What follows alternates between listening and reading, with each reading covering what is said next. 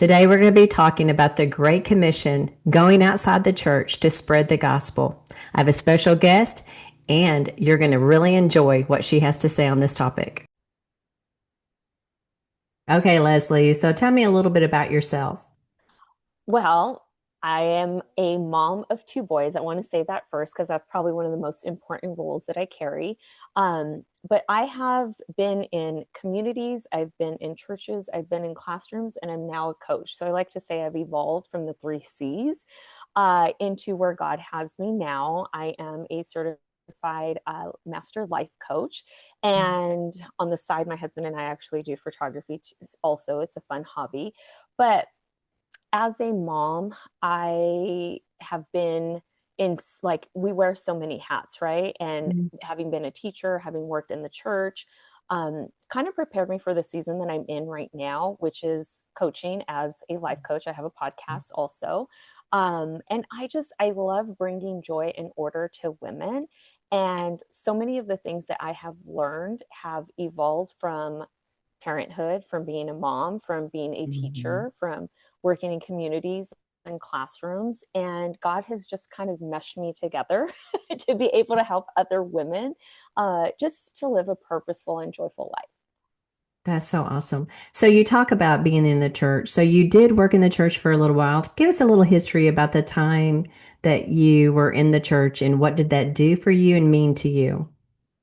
I did. So I worked in a church for I worked in the church as a children's director for about 9 years. And then our church had a school on site, and I had kind of transitioned into the classroom in a teacher Mhm. role where I worked another like 6 years there. So, under the same church, I was there for like a total of about 14 years Mhm. working.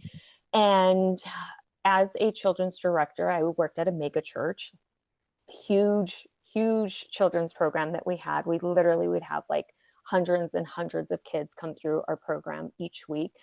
And I had a passion to be a teacher. I went to school to eventually teach. And my last year in college is actually when this opportunity came for me to transition into ministry and go and work at the church full time as a children's director. And it was some of the best times in ministry, but it was also some of the most challenging times of my life. Mhm. Full time Mhm. ministry is absolutely no joke. I was a young mom at the time. I was in my Mhm. like late 20s, moving into my early 30s. When I started, I had a 2-year old son, and then while there, I birthed my second son. So I was pregnant, um, had two young kids, and I worked about like maybe 50, 55, 60 hours a week, Wow. pending on the event that we were having at church that week. I had one day off a week. I had Mondays off, and I would commute to work. Also, it was like a 45-minute commute for me both Mhm. ways, and I was only allowed to take 2 weekends off a year. So I had to choose my weekends wisely. So, needless to say, it took a toll on my family. Mhm. Took a toll on my marriage. It took a toll on as my kids were getting older and wanting to get into sports and activities. And Mhm. well, your mom works on weekends. We can't put you in a league that has games Saturday nights or games on Mhm. Sundays and practice during the week. Well, you can't have practice on Wednesday night because we have service. So our life evolved around ministry during that Mhm. season, and it really actually started to take a toll on me mentally, physically, emotionally, even Mhm. spiritually. So I eventually made the decision to kind of to step away. There was lots that led up to that also, Mhm. but I really felt in my heart it was kind of a year of God nudging in my heart, like it's time for you to leave. But during that time, it could have been in a podcast, a sermon, a friend, I don't even know. But I just remember I heard the phrase that your family is your first ministry. And Absolutely. that was a huge mind shift for me, where I realized that me working 50, 60 hours a week, Mhm. not allowing my kids the opportunity to be in programs and sports because we had to evolve schedules around my ministry. Um, And then the fact that God blessed me with these two boys to be a mom to, and I wanted to be a present parent, you know, Mhm. I wanted to be fully present, and I wanted to be like the classroom mom and the teen mom and Mhm. do all that fun stuff. But my capacity and my schedule just didn't allow me to. So I had to sit and, you know, have that discussion with my husband and bring him on board to say, like, we need to focus on our family. This is our first ministry right here. And if that means me walking away from the church, I have to be obedient to what I feel that God is putting in my Mhm. heart. So that was kind of where that went and the struggle was. So you came out of that struggle. So what did, when you came out, because, and you decided, okay, I am going to leave the church, kind of tell me what happened during that phase and that period of that season. Ah, wow. It was a total act of obedience, Trish. So initially, when I went to talk to the overseeing pastor, there was a struggle in leadership during that time. I was not aligning with a leader there, and that was kind of part of the challenge of me working so much also, because I had a leader at the time that was very creative and had great ideas, but his ideas would come at the, you know, 11th hour before services, and we would have to pivot and put on these big spectacular events last minute. Like, I'd get called in on my day off. I was expected to basically be available 24 Mhm. 7 at any given moment. And it became too much. So I had Mhm. went and talked to my one of the overseeing pastors and kind of let them know, look, I'm struggling, like I'm drowning, I'm waving the white flag here. And I had to go and meet them like off site, which was interesting. I had to go off site to have the conversation. And at that time I was like, you know what, I'm done. I Yep. can't do Mhm. this anymore. I'm absolutely done. So it was a pure act of obedience that God too told me. Like, I think he was already telling me that it was time Mhm. to leave, but me waving the white flag and kind of asking for hope, like I was hoping that there was something on the other Another side of way, that. another Yeah, way. Mhm. I was Mhm. hoping. But having give that ultimatum, I think that was really God's way of closing that door for me. Mhm. Mhm. Um, at that time, I didn't look at it like that. But what happened next, I didn't have a job, Trish. I didn't have a Yeah. job Yeah. lined up or anything. I had no plans. We relied on my income. My boys were both enrolled in the school there, and I had got like a discount for tuition. It was private school because I was on staff. I got a partial discount, and this was August. They were just about to start. We were 2 weeks out from starting Oh, the school year. My oldest son was going to start third grade. My youngest was about to start kindergarten. This was like, the timing was just not ideal. There was no way like with me not working, there was no way I was going to be able to afford tuition for them, let alone full tuition, because like if I'm not working there, I have to pay full tuition, right? So I stepped out. I told them my decision that I'm going to step away. And they asked me, like, what are you going to do? I'm like, I don't have nothing. I have nothing. If there was a part-time position that you guys would consider me for, and I even said maybe at the school, if you guys are open for that, I would love that for a season until I can figure it out. They came back the next day and offered me a full-time teaching assistant position. Now, I went from a children's director to a classroom TA, Trish. Talk about like a piece of humble pie here. Okay. But I went from working 50, 60 hours a week to working 30 hours a week, having mhm. every weekend off, having every vacation that my kids had off. Like, I was on a teacher schedule now. So I did that just the first academic school year when my son was a kindergartner, my oldest son was a third grader. And then the following year, they actually offered me a full-time position as a teacher there.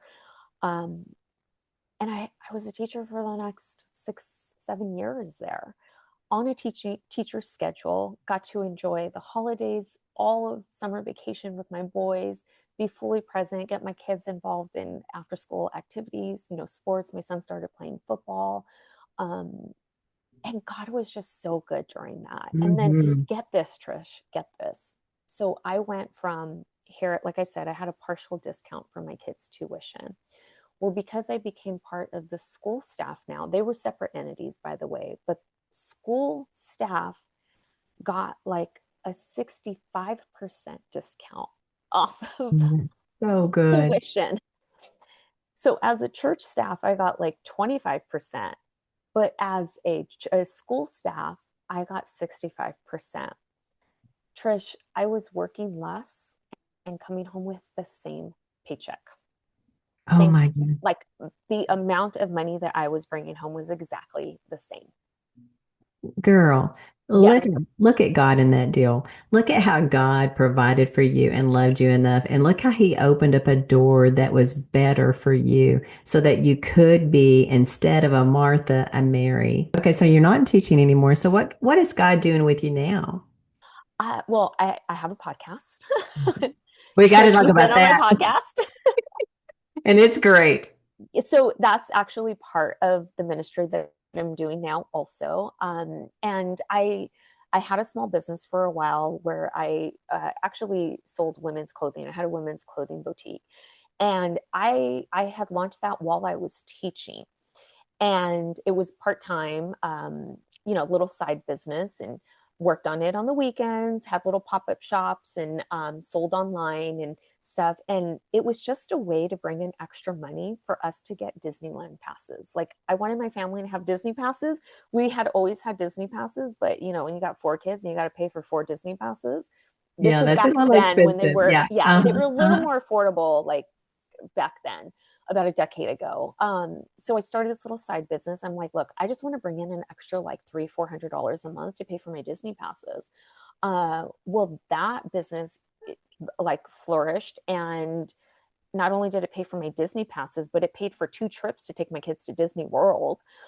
We're in California, so for us to go to Disney World, like that was a big treat for them. But through that, I was still doing ministry. Like I Mhm. created a community of women that would come shop, that would be like online in my online community. And I was able to just love on them. But God had put on my heart for a while to do a podcast. And um, Trish, I don't know. I think you might be like me. You like to talk, right? That's why we have podcasts. Oh yeah, I love conversations. I mean, conversations with women are amazing, and Yes. so are men. I mean, anything Yes. about God, what's God doing? Yes. Cool. Yeah. But when God told me to launch a podcast, I was like, God, I'm the last person you need to give a mic to, because I put my foot in my mouth a lot. Uh-huh. I'm very outspoken, I'm very bold, and I'm a little too like truthful. So I was like, no, God, no, that's not for me. People are not going to like me. People I'm going to offend someone. I'm going to like, I was just like, no. I fought it for a year on Mhm. again, me in a year. Like, I don't know. I need to pull it together. I sit too long on stuff. um, but God had to shift my mindset of it, of like, Leslie, this is the ministry I'm calling you to now. Mhm. Like, you need to help these women that not only you've been dressing, you need to help them to step into Mhm. joyful living, purposeful Mhm. life, teaching them practical ways, and helping them to evolve and grow closer to Mhm. me, creating Bible studies and like all these things. And okay, God, and here I am, oh gosh, I think I'm like 130 episodes in now. Oh my goodness. 6 seasons. So good. Yeah, Yeah. I can't believe it. Now, I'm not I don't have millions of people downloading it, Yeah. but I have a good listenership, I think, of women, and some men, have a handful of men that listen, frequently. They're my diehards, I guess you can say. Mhm. They're my people that are just like, I love them because they show up, they listen, and that's who I do it for now. I really love what you just said there because I think it's so important because I love mentoring women. I'm in my 60s now, and so I'm getting to pour into the women that are in their 20s and their 30s and their 40s and their 50s. Because when you kind of go before them, you kind of can go, hey, let me pull you up. Let me show you what God has taught me. And what I love is that I tell them all the time because, I have women that come in and go, I want to do a podcast or I want to write a book, Trisha, or I want to do what you do. I want to step out and try things. And so, but always what stops them. And you hit it right there when you said, but I don't have this big following. Mhm. I don't have millions. Okay. You might have hundreds or thousands, but you don't have millions. And so I always go back and tell them, it doesn't matter how big your following is because you're reaching someone, and that's the fruit. If someone's listening to us today and God has put on their heart to do what you and I have done to step out and do a podcast, do it. It doesn't matter how big the following is. So I just wanted to stop in there and Yeah. jump that in because I And have so that's many. truly like what God had put on my heart, because I was kind of the same way. It's like, oh God, it's so much work. I don't know if it's going to be worth it. And all I kept hearing God is, I'm asking you to do it for the one. Absolutely. And, and I even tell them this. I'll say, these episodes are out there on the cloud forever. So even after you're gone, you don't even know the impact you might be having even after you're gone. I mean, look at I Love Lucy. That Oh, show. right. I mean, people are still watching that. I mean, that's Which I literally was watching her last night. You don't know. I mean, we can be gone already, and people are still going to be watching these podcasts that you and I are Yes. doing. And it might save a life. It might change an attitude. It might change the direction in a way of going, hey, God is so faithful. He is not going to Yeah. leave you. He's not going to forsake you. And you're bringing them hope. And the thing about the podcast is it does. I love the name of your podcast. So let's name that real quick. Why don't you share that name so people will know where to Yes, find you? it's Your Joyful Order podcast. And my branding name is Joyful Order. And it came from being in that dark season when I was Mhm. like leaving ministry and in this like transition phase. When I was in that dark place, when I had completely lost my identity, God had just kept telling me, you need to restore joy and Mhm. order back into your life, because I had lost it. I was working so much, like that role of children's director was all I knew. So I was lacking joy. I was complaining a lot, Mhm. Trish. Like I was constantly complaining. And I remember like I had my kids, they were little at the time and very needy. And I remember there was one time when I was at the kitchen sink and I was washing dishes and I was just tuning everything out. I was so overwhelmed Mhm. and I was looking out my front window. I had a long driveway at that time and I was just looking out the long driveway. And all I wanted to do was run away. I Mhm. honestly just wanted to run away. And at that moment, I remember God saying, you need to bring joy and order back into your life. That's so good. I love that, Leslie. I'm so glad you shared that. It's so Thank you. important. So tell me, so where are we today and where has God landed you now? I know you're doing the podcast. So what about with your kids and how's that all settling and what are you doing with them now? Well, my oldest son is going to be 21 Oh my goodness. next week. So I don't know when your listeners are hearing this, but the end of April, my firstborn son turns 21. That's how long like all of this has been. And my second son that I birthed while I was doing full-time ministry, he will be graduating high school in the first week of June. And my husband and I, all of this, and then my second son, he turns 18 in July. And then my husband and I on June 2nd, we actually will be celebrating our 25th wedding anniversary. I actually am going to be relaunching some coaching programs also. So I will be doing some sessions coming up for women. And You yeah, have time that's now. You have time. You're an empty nester almost. yes, Uh-huh. yes. Oh, almost. And definitely that's where I'm kind of in a transition phase also right now to figuring out like, okay, God, what is next? Like Mhm. I kind of shifted my last, like, I mean, what, like 12 years to evolve around my boys, to make sure that I gave them the best, to make sure I was a present parent. And my husband and I were both very involved in all of their sports activities, like all of that. Um, we don't have that anymore. You know, my oldest son, he lived and breathed football for I don't know, for like 10 years. We were involved on the sidelines. That's how our love for photography evolved, because we want to get good pictures of our kids. So we're always on the sidelines.